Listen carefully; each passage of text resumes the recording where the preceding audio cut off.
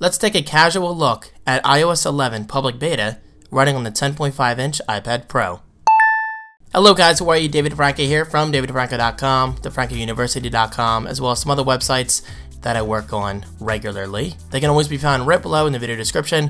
Check them out, I appreciate it. Okay, so today's video is all about the public beta of iOS 11. And I do want to put a heavy emphasis on the word beta, because I will say iOS 11 is actually quite stable in certain areas, but overall, it's still a little buggy. So I do not recommend installing the public beta on your primary iOS device, just as a heads up moving forward. Okay, so jumping into the public beta, please keep in mind I only installed this less than 24 hours ago, so obviously I'm still learning things myself. But the first thing you'll notice immediately is a brand new dock on the bottom, which actually resembles the Mac dock quite closely. I mean, if you looked at this at first glance, you might say, wait a minute, did Apple finally merge Mac OS and iOS?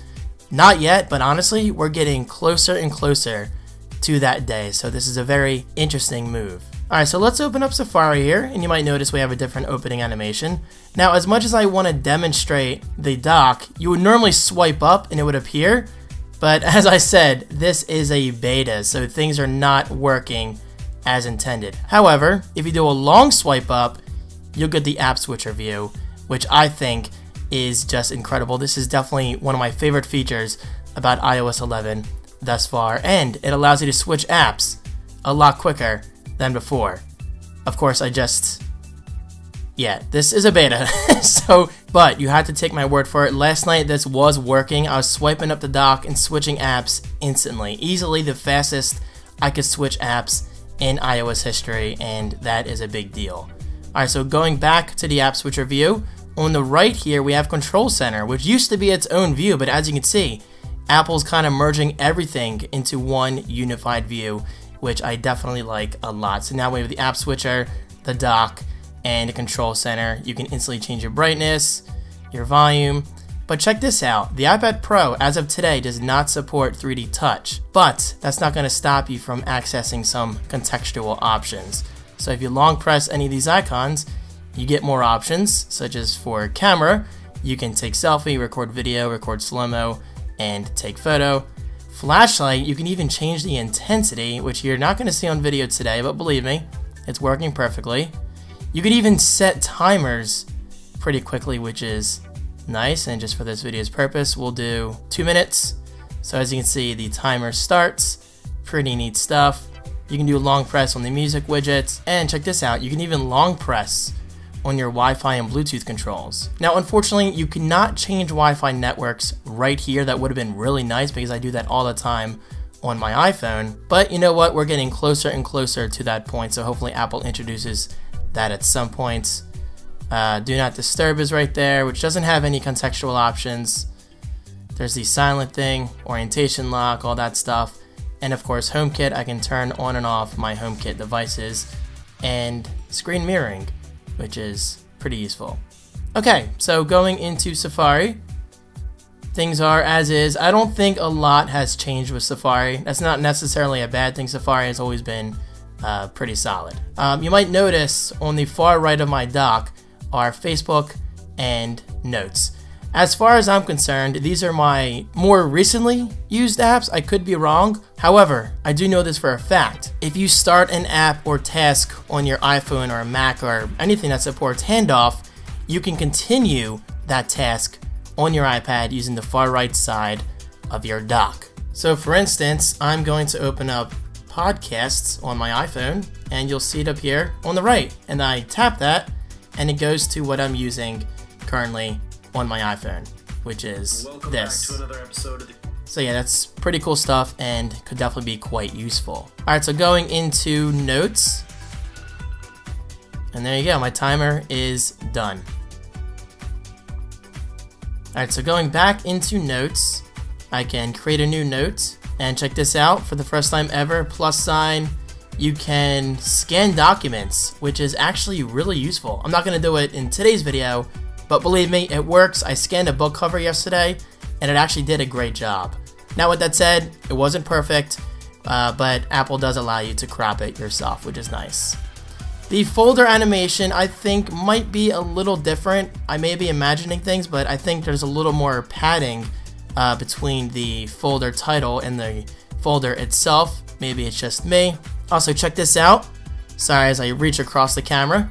If you have an Apple Pencil, you simply tap it, and it goes to Notes, and you can instantly take a note, which I think is a big deal for many people out there, especially students. I would have really enjoyed having this feature in college. That would have been very nice, but here I am, 31 years old, just kind of wishing I had this earlier on in my life. But hey, you know what? It's here now, and I can definitely find that quite useful.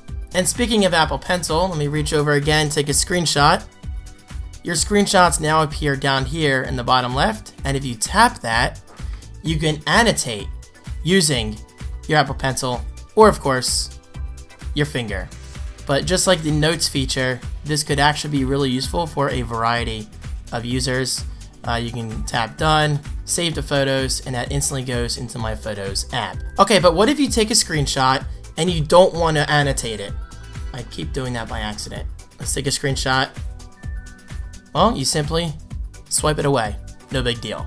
Okay, so continuing my randomness here, what if you wanted to quit an app in this new view? Well, you simply hold your finger down for about half a second and close it. Boom, you're done. And exiting this view is easier than ever. You simply tap any of the empty space. As I mess that up, let me try that again from the side. There you go. I really wish the dock was working as intended, because you guys just gotta take my word for it. It's a really useful feature, but unfortunately it's not working right now. But hey, what can you do? I'm trying to think what else there is to show in this video. Again, this is a very casual look, and I can only show so much because I don't want to show people's personal information or anything like that. Oh, okay, here we go. The Files view. It's kind of like a unified view of my files, my iCloud files, and all that stuff. And of course, you can sync other services like Dropbox. Let's go into Multitasking view, which I can't really do too much right now because the dock is not swiping up. But in theory, you should be able to hold your... Siri, stop. In theory, you should be able to hold the icon down and then drag it up on the far right, which is not going to work right now because the dock is not behaving. This is a beta. Things are not going to be perfect. However, I will say I was multitasking last night and it worked beautifully. And you know what? I think I'm going to stop there. I was not kidding when I said this is a very casual look. I have no notes in front of me, no script, nothing. I just wanted to give you guys a quick look at the iOS 11 public beta. I hope you enjoyed this video. If you guys have any requests for future iPad Pro videos, such as a tour video, because I would love to show you these apps, let me know in the comments right below. Okay, but as unorganized and random as this video may have appeared, you have to believe me when I say iOS 11 so far is damn impressive. It's far from perfect, but I really like the direction Apple's moving in, especially in regards to the iPad Pro. I have not installed iOS 11 on my iPhone yet, and I probably will not do that until the final release in the fall because I use my iPhone every single day and I just can't take that risk. But as of today, I have to say, it's just really nice to see that Apple is giving the iPad Pro the attention that it truly deserves. Okay guys, so with that said, what is your favorite iOS 11 feature? Let me know right below, and I'll see you in my next video. Peace.